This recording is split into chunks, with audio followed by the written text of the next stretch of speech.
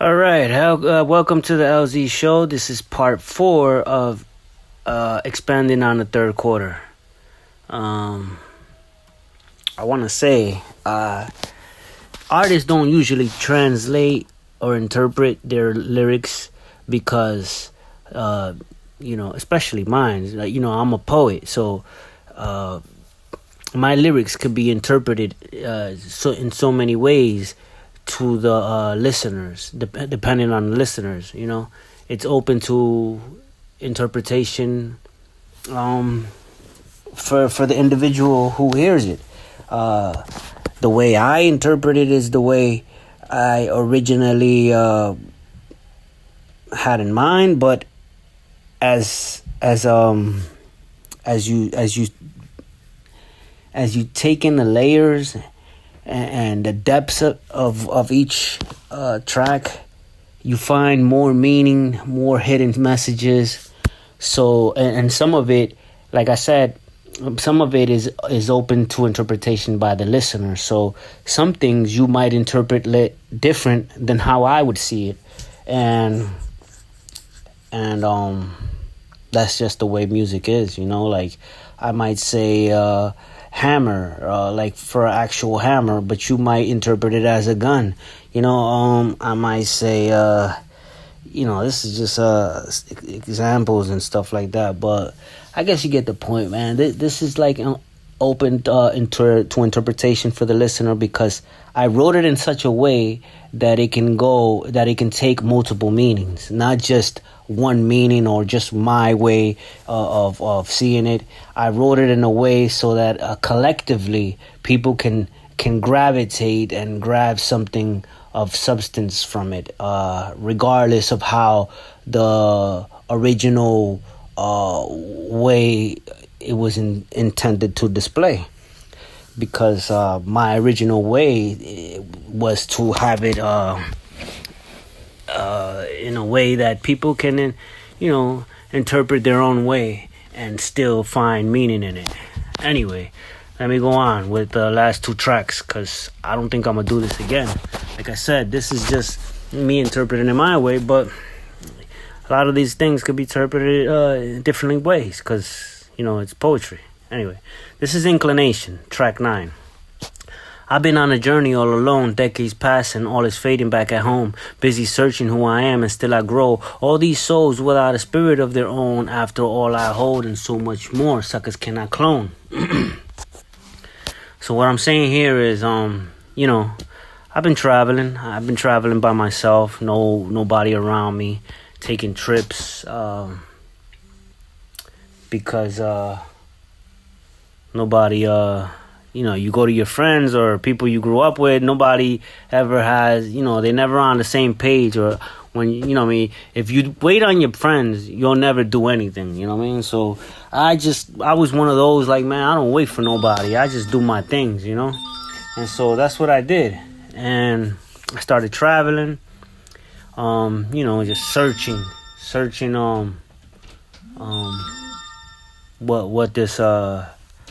what this entails with finding oneself, because I know that I was so much more than what I was limited, which was surrounded by family who only want to, they're not there to help you progress. They're not there to help you support your dreams. They're not there to lift you up.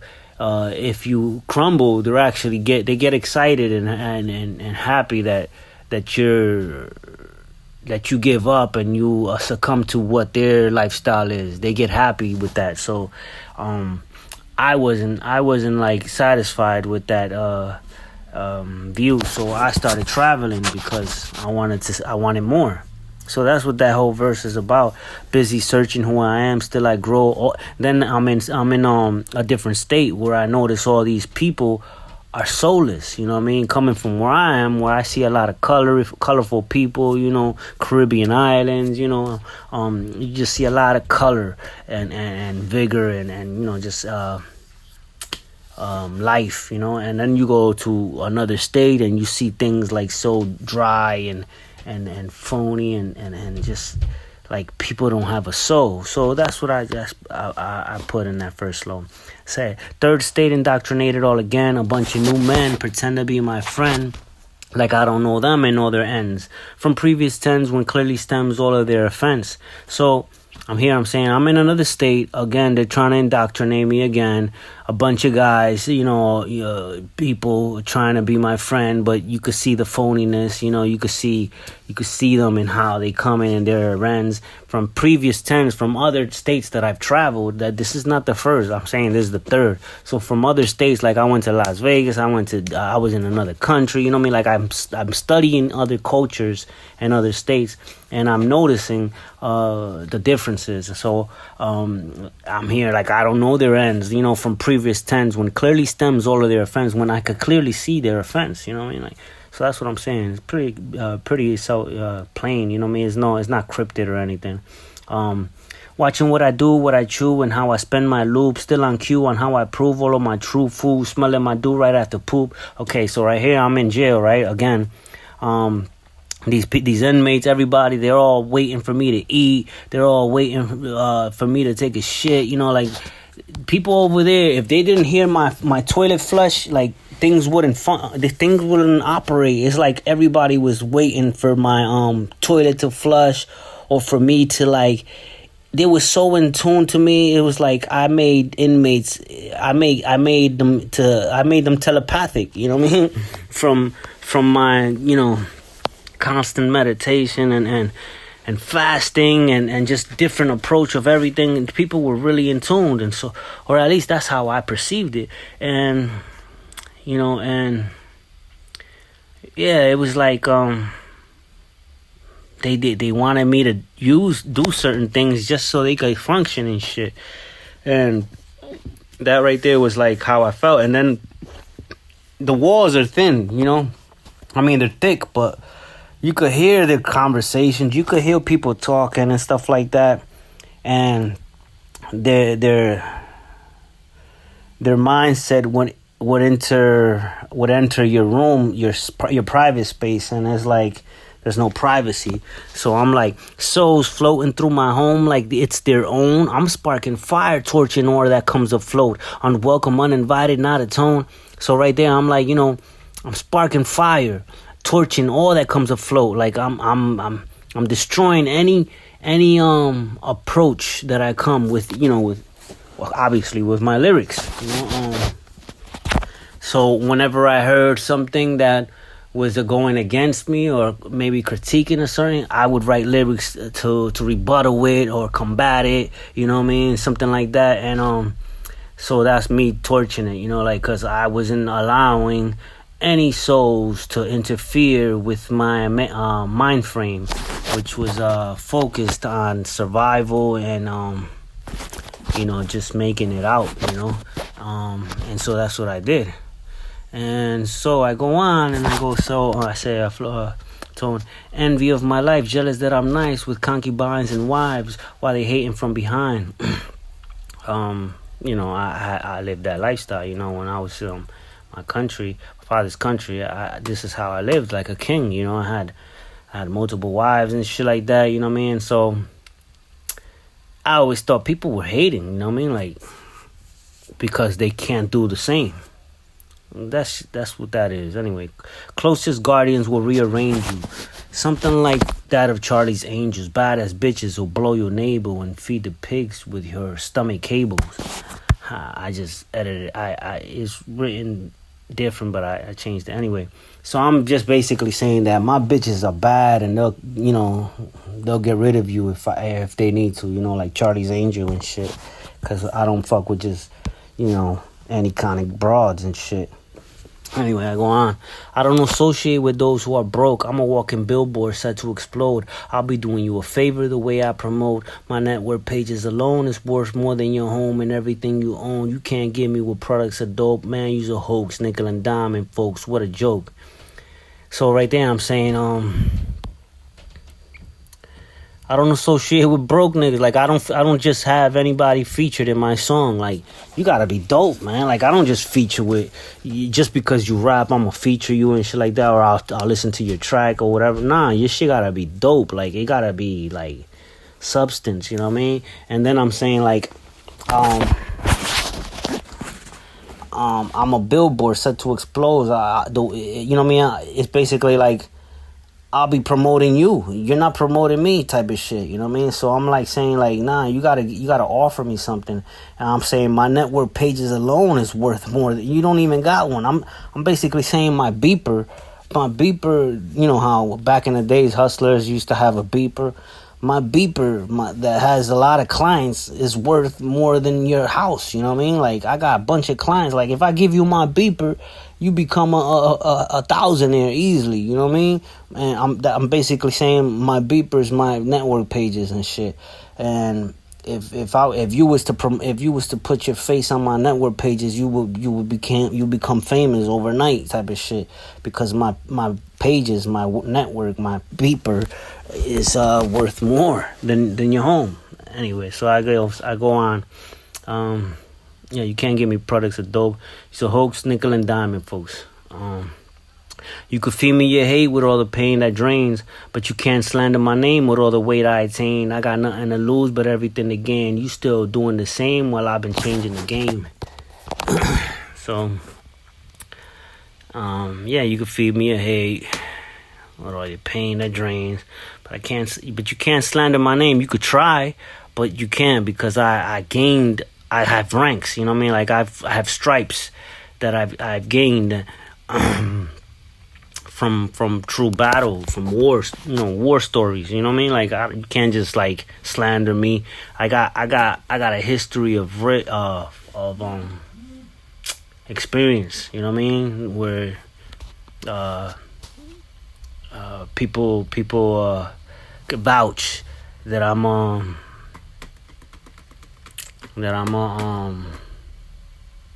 testament, a survival, you know what I mean? Survival of the fittest. That I'm a soldier, a warrior, you know?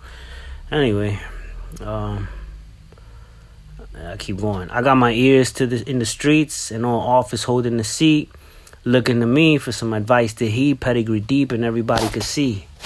Reforming old decrees and pushing new with a beat. So I'm saying I got the ears in the streets. I got my ears in the streets. All in office, the ones in government too, you know, they all, I got them all looking at me for some advice, because I'm always, you know, since the youngin', you know, I've been kind of like an activist. I always spoke about corruption, how we need to change government, how we need to deregulate them, how we need to, you know, pass better laws, you know, fix our cities, you know, an advocate for reshaping our society. I've always done that. Maybe I haven't done it recently as much as more other people, but musically I've been consistent on speaking my mind on how we should reform the city and the world, basically, you know. And so that's what I'm saying. I got the office holding this. They're looking at me for some advice, you know what I mean? Waiting for me to drop some new jewel so they could like implement it in their law system. And that's basically track 9, Inclination. Now I go on to track 10, Silent Kill, to be continued. So here, this is just I wanted to like you know, I don't want to make it all about, you know, real life situations and struggles, and you know, so I'm over here now trying to talk about some like a fantasy, like a girl song, like, you know, where I'm talking to, you know, women, you know, like a LL type of shit. I don't know. I'm experimenting, you know. You know, so this is and then as you see, as I go down, I switch it up, but hopefully it I mean, this scenario happened in real life, but just not the way that I described it in this track. You know, it wasn't in a bar. You know what I mean? You know, I'm just making things up because I'm trying to like grab an audience. You know what I mean? So that's just me being honest. You know what I mean? But like I said, I got me tripping, feeling buzzed, can't think straight. A predicament, I'm stuck, going insane, staggering, I'm wobbling, I'm off lane, looking for stability, I'm off game. Peeping mommy across the room, looking top dame. Okay, so right here, I'm putting myself in a situation like I'm drunk, because I want the audience to see that I wasn't always perfect. Like, I don't drink now, but I want them to see that, look, I have tracks where you can see that I was a drinker through the situation that I described, but it doesn't mean that I was a drinker. Hopefully, like I said, man, hopefully this helps people, but I'm in a predicament. I'm stuck, going insane, staggering, I'm wobbling, I'm off lane, looking for stability, I'm off game. Peeping mommy across the room looking top dame. So now I'm drunk and shit, you know what I mean? But the only distraction that keeps me, focusing from staggering is this girl, is this mommy, This, like I said, I just create this because I'm trying to visualize a good scene for people to maybe go through similar things, you know what I mean? Like I said, I went through this, but it wasn't in a bar, you know what I mean? Like I said, this was my lifestyle back in Dominican Republic, So I'm making a story up here, like where I meet a girl at a bar, and then I'm talking to her, and then her friend tags along, and this is just like I said, trying to make a interesting story. I got plenty of that stuff, but this is me experimenting, I guess, And I say, suddenly a reverie produced a real need. I'm thinking how to remedy and seduce deep. She's sitting by herself. I introduce me. I compliment her look and talk amusely. Mention things she'd like and show her room key. So I'm like, look, I'm saying that I'm complimenting this girl while I'm talking to her. I'm trying to seduce her. I'm flirting, whatever. I show her my room keys. I'm like, yo, look, you want to go to my room, and shit like that. And then on top of that, I'm talking dumb fast. Tell a friend to tag along. I hope she don't slack. She counteracts and tell me where the fun at. I tell her at the pad like I run swag. She tell me better handle both for known that. So I'm telling her, like, we're having a conversation, basically, go back and forth, and and they're like, yeah, you better handle us, and I'm like, yeah, I got you, don't worry, come on, let's get to my room. I tell her ain't no problem, grab them both quick, exit out the door, wrapped through both sick, about to go down, and Fade is smoking heavily with both chicks, they feeling me, we sexing it, you get the pic, so you get the picture, So basically, that's what I said. I'm talking to these girls. I exit out the bar. I'm both wrapped with both of them. We smoking, we chilling. We get to my room, and you get the picture. I'm basically banging them. So that was like I said, an alteration of something that happened in real life. So then I continue. I know where I'm at and my place. I didn't forget where I came. I done just tripled my game. All at the cost of real serious pain. Not many real people could relate. Like wearing shoes, bearing real weight. Man, it's really hard to explain unless you witnessed and saw my own gaze. So here I'm saying, I know where I didn't forget where I came. I kept to my focus, all at the cost of serious pain. Like trials and tribulation. It didn't happen just overnight, like without nothing. I'm wearing real weight, like I'm carrying real weight, like I'm carrying the East Coast now, I'm carrying the West Coast. Before I was just a traveler. I went to the West, but then I became a resident, had a license and everything, and now people have followed me from LA back home. When I was in DR, Dominican Republic, people from Dominican Republic followed me home. When I was in LA, people from LA followed me home. So now you got a mixture of people from different countries, different states, all coming to my area because they want to be close to the sound. And this has never happened before. There was never Californians in my city and shit. Now you got a couple of Cali people, like, what the hell, like, you know what I mean? And I don't mind if they kept their culture out of this culture, but if they're rubbing their culture on this culture, and the thing is, this is what I'm saying, like I've become part of them, because we share a history now, so it's like they can't just like cancel me, you know what I mean? Now it's like I represent that state too. Now it's like, there is no. I'm the only rapper that can represent both West and East. You can't not. You know what I mean? You don't have Snoop or Ice Cube. Like, these are all people that represent the West. You know what I mean? They never lived on the East. They might travel to the East, promote, make records and shit like that, and make deals and stuff like that. But they never became a resident. They never lived. They never got arrested and went to jail in my state. You know what I mean? Shit like that. So I've learned there's culture. You learn a lot from the city, from the inside out.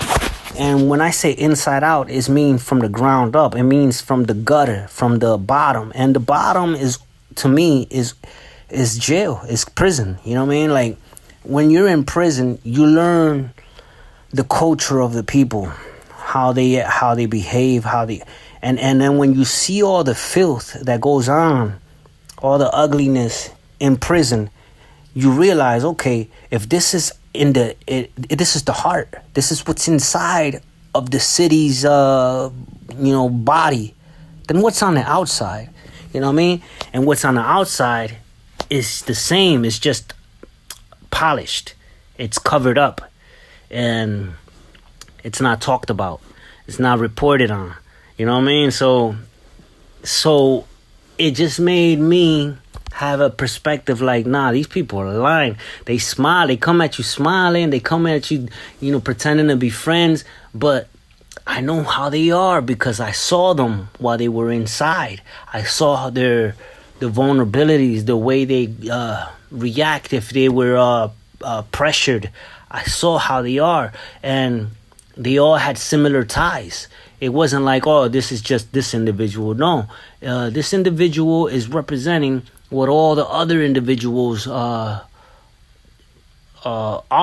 because they all have similar, agenda. They got the same culture. So what I'm saying is, you want to learn something about the state. You don't go to a state and just look at all the beauty. Oh, look at these people. They're nice. Look at their beaches. And even the beaches, man. I never got in the water. I was like, wow, this water's dirty as shit. But to them, it was clean. You know what I mean? They didn't see it because they never traveled.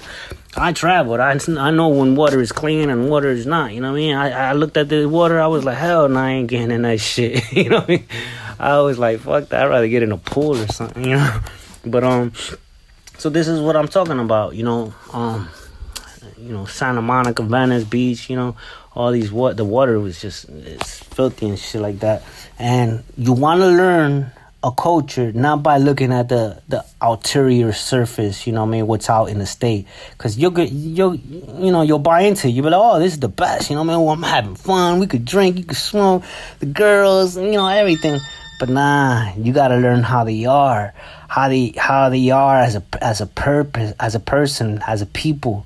And the only way you could figure how they act and how they think and how they move is on the inside. Where all their true essence appears before you.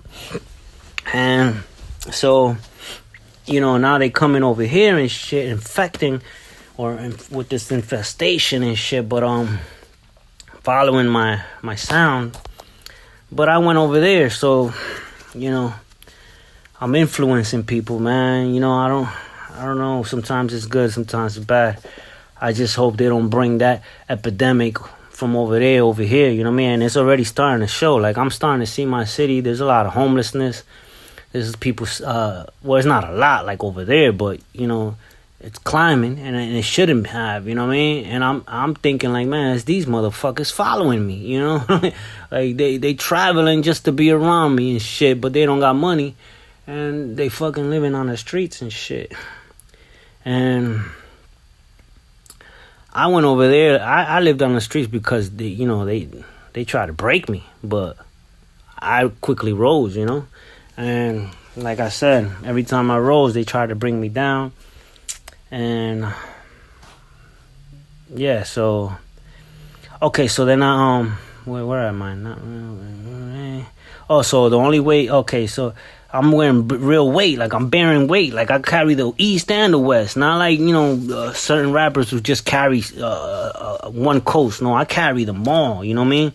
And it's hard to explain unless you witnessed and saw my own gaze. Unless you saw what I saw, it's hard to explain. Unless you went to prison, unless you saw the hopelessness, unless you starved, unless you lived in the streets yourself, unless you traveled yourself, unless you got on a plane, you know what I mean? All this, unless, you know what I mean, you done what I done, it's hard to explain.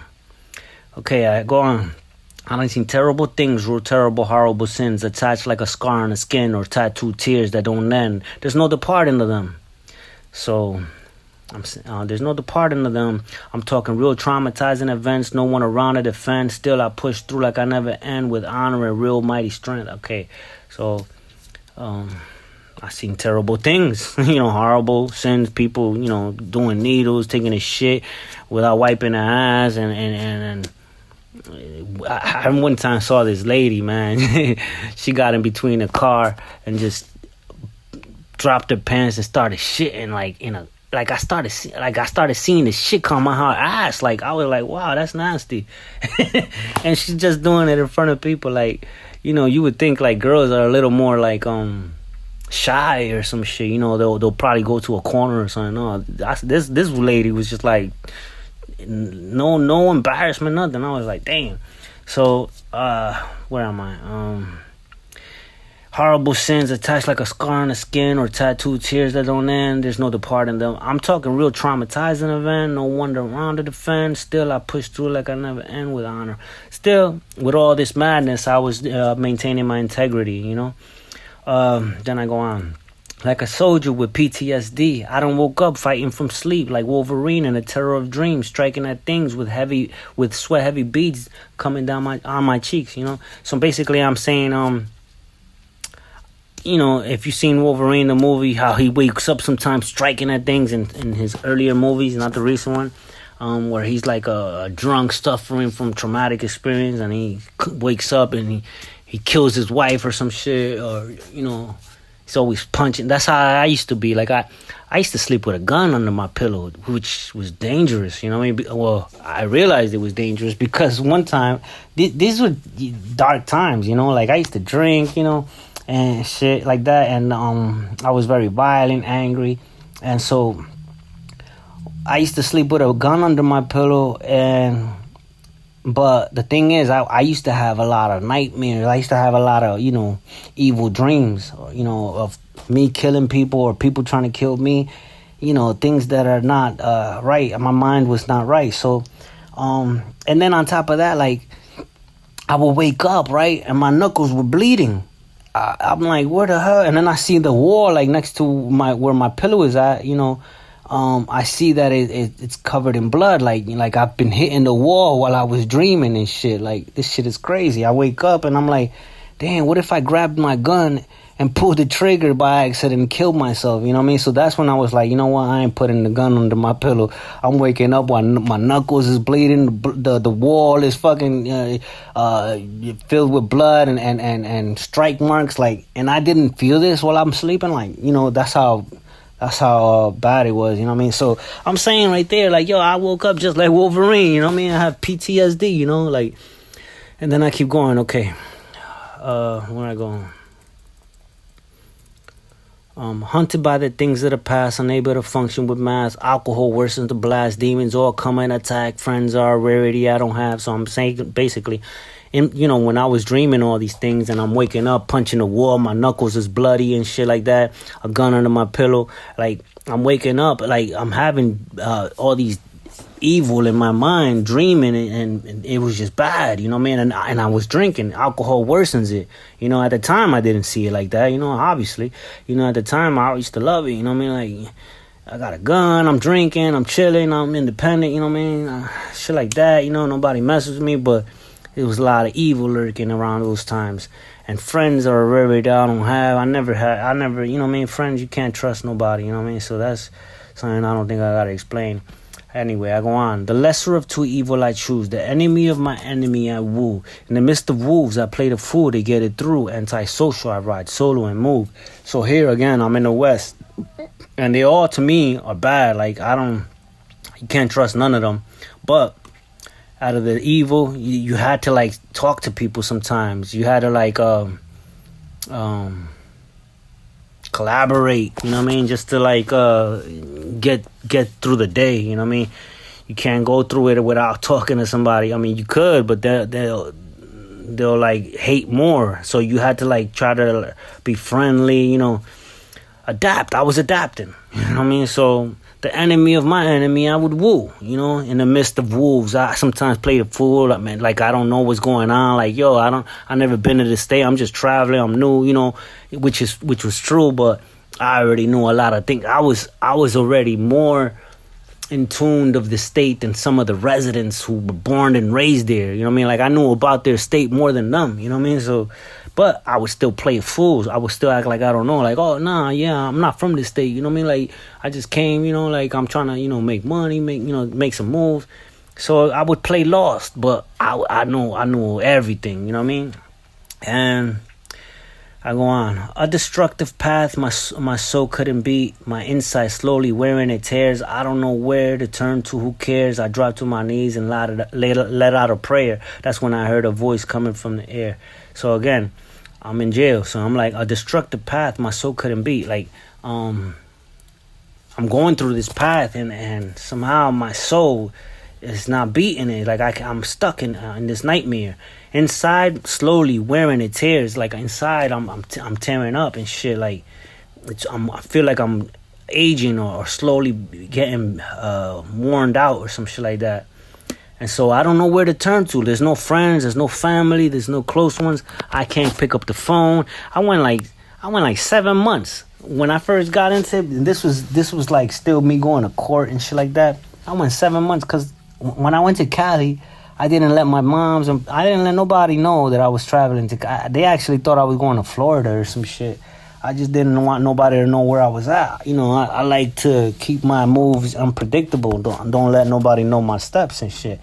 And so my moms didn't know. My parents didn't know I was in Cali. They thought I was in Florida and shit. You know, where I have a few families and shit like that. So then like I'm in jail now, and they don't know. They don't even know what state or what's going on. I'm in jail, and you know, when inmates get locked up, the first thing they do is they want to call somebody. You know, they're so like frightened and scared and shit like that. And me, I was like, yo, I ain't calling them. I ain't calling them. Fuck that. Like, this is my problem. What they gonna do? They're gonna fly 7 hours or some shit to pay $1,000 just to get there, and then on top of that, what they can do? They can't do nothing. I'm locked up. I gotta go through a process and shit. So it was like 7 months before I finally was like, you know what, fuck, man. Let me just let them know so my mom doesn't get worried or whatever. I used the payphone and I called her. Look, I'm in jail, but yeah, I don't know. I don't know, you know. So I let them know, and then after that, I didn't call them no more. You know, like that shit is for pussies. You know, like I would see the inmates crying over the phone, talking to their girl, their moms. I'm like, man, that's some weak shit. I don't know. I was built different. You know what I mean? Like, so I would criticize all that shit because I never did that. Even when I was in Jersey and I got locked up in jail and I had a girlfriend, I told her like move on, like don't.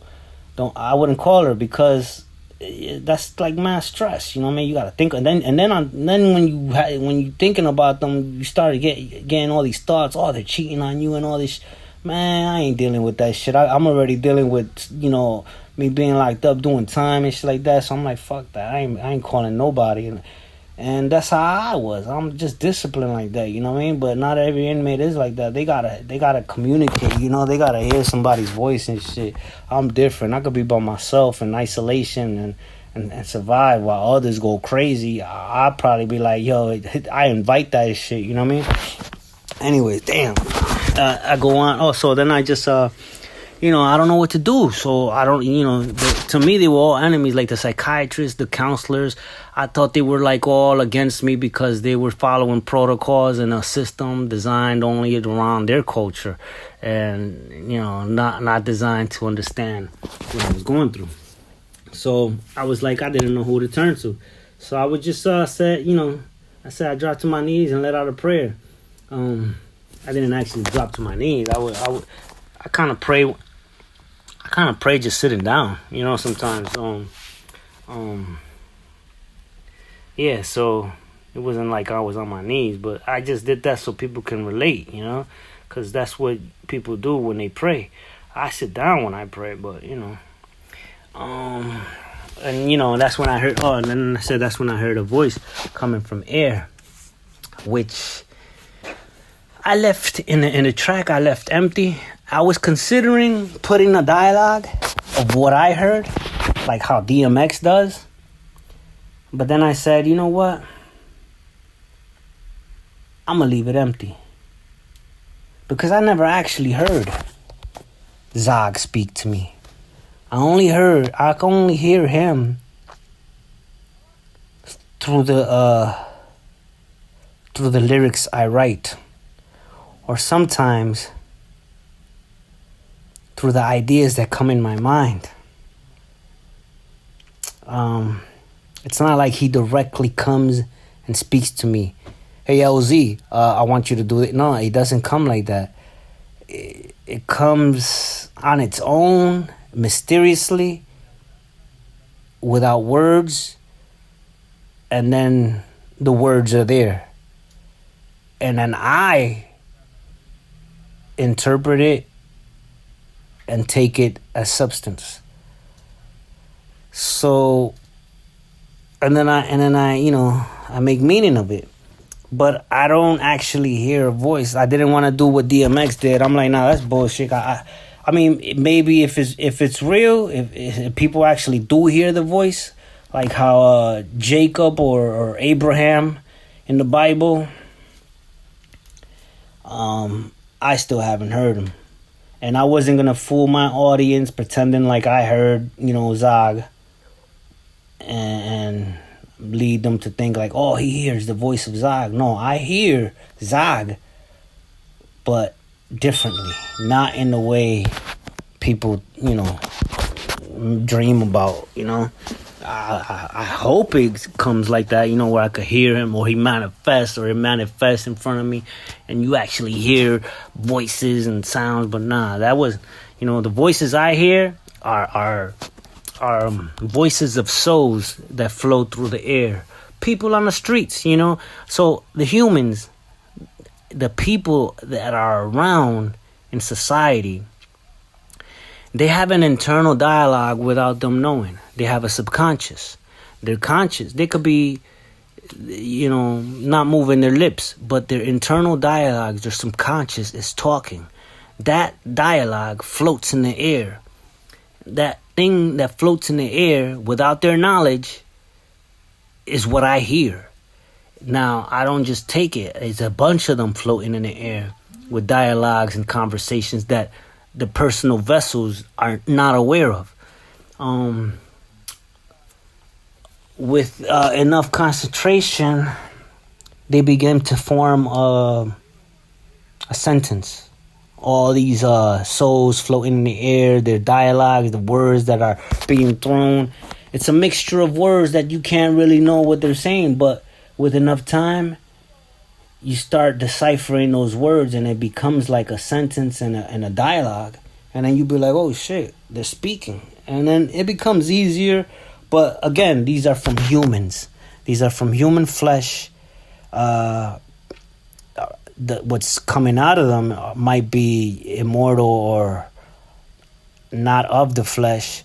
But they're so corrupted from being in the flesh that they dwell that I don't even trust those souls. So it came to a point where there's a lot of time you had to learn how to ignore even the things you thought were good. Like a lot of people or tarot readers or I don't know, whoever, psychics, they might think, oh, it's an angel or someone, you know, and then fool you and shit like that. But some of these things are not friendly, you know what I mean? Some of them might be friendly, but even when you think they're friendly, you have to put draw a line, because if you allow them to keep influencing you, they'll end up taking over and doing things that is ultimately not good. So this is something of discipline, strength, that one has to will on its own and find the strength to block out all the noise. And so that's why I left that part empty and just like letting the beat rock. And by the way, that beat for that track, a couple of other ones, I should have mentioned it, but for that one, for which one is this one? This is the last track I called what did I call it? Silent Kill. I call it Silent Kill to be continued. This track, I was playing with my what do you call it? The beat machine. I'm trying to learn how to use it. So this is one of those that I didn't just grab a beat from anywhere somebody made for me or something like that. This is something that I did on my own, and I left that little beat right there just empty so that people could vibe to it, and reflect or think and leave it kind of mysterious. But yeah, I did that using my MPC, that beat. It wasn't all that, but hopefully, like a lot of the beats, I'm still learning how to make good beats, you know what I mean? So maybe the production is not as the best, but I'm hoping you get inspired by the lyrics, you know what I mean? That's where I'm trying to leave empty. As long as I have what's inside of me out, I don't mind, if you might have heard it in the wrong beat or something, you know what I mean? As long as you heard it. Anyway, that's the whole album. Again, this is interpretation, subject to everyone's own interpretation, but this is my way of interpreting it, and I'm not going to do this no more for the other albums. This is just so people can learn a little bit about me, and that's it. So thanks for tuning in. That's that with all of that.